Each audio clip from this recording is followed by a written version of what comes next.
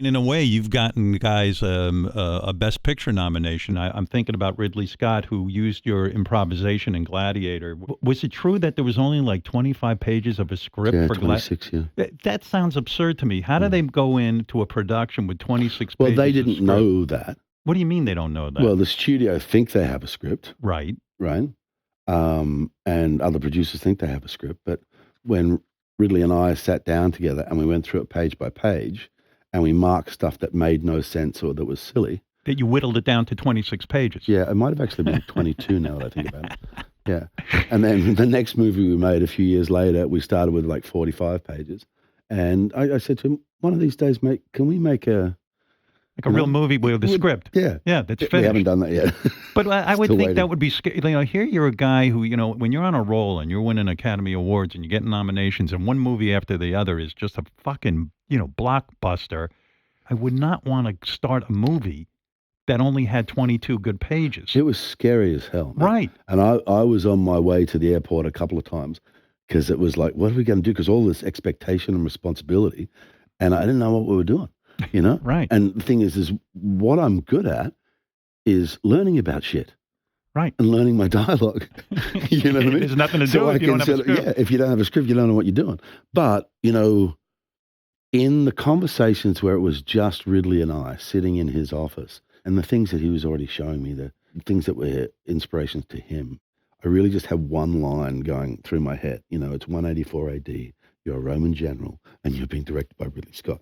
Just keep turning up to work, you know? But yeah, you know, once we kicked off, me and Ridley on a set together, like day one, it was absolute, you know, he did this little test on me day one, you know. For Gladiator. He walks up to me, yeah, we're on the set of Gladiator.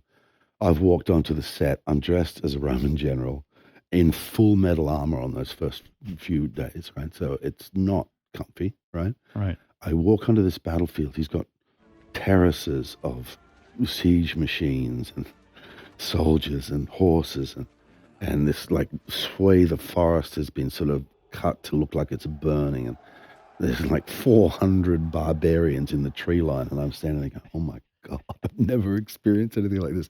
He just comes up to me and goes, I'm just going to shoot you, contemplating. I want you to look over to your right, and I want you to see a small bird in the tree. Perhaps it makes you smile. The bird takes off, and the bird will fly away, and I want you to watch its flight, and its flight brings you back to the battlefield and what's actually in front of you. Right. And he goes, and action. So I do that, and I'm pretty sure I did every single thing he asked, and I put little strokes of color on certain things, and then I brought the attention back to the battlefield, and he just came up to me and goes, you and me are going to be fucking great together, mate. What was that, a test? I think it was. It was a test It's a direction test. Just to see if you would comply. If I would listen, if I would do what he asked, and if I could accomplish that. Are you a legacy guy? Do you think about like your children watching your movies? I definitely think about how my kids will view things over time. It started with the little one saying all his friends at school had seen Gladiator, and he wanted to see Gladiator. Yeah. I'm like, Bob, you know, you're like 3 or 4 or something. Like, right. They haven't seen it. They're just fibbing to you. And he was like, I really want to see it. So I set it up one night for him and a couple of other people. I pushed play, and 20 minutes later, they wanted to stop. So we go up to the house where my mum and dad are. Right.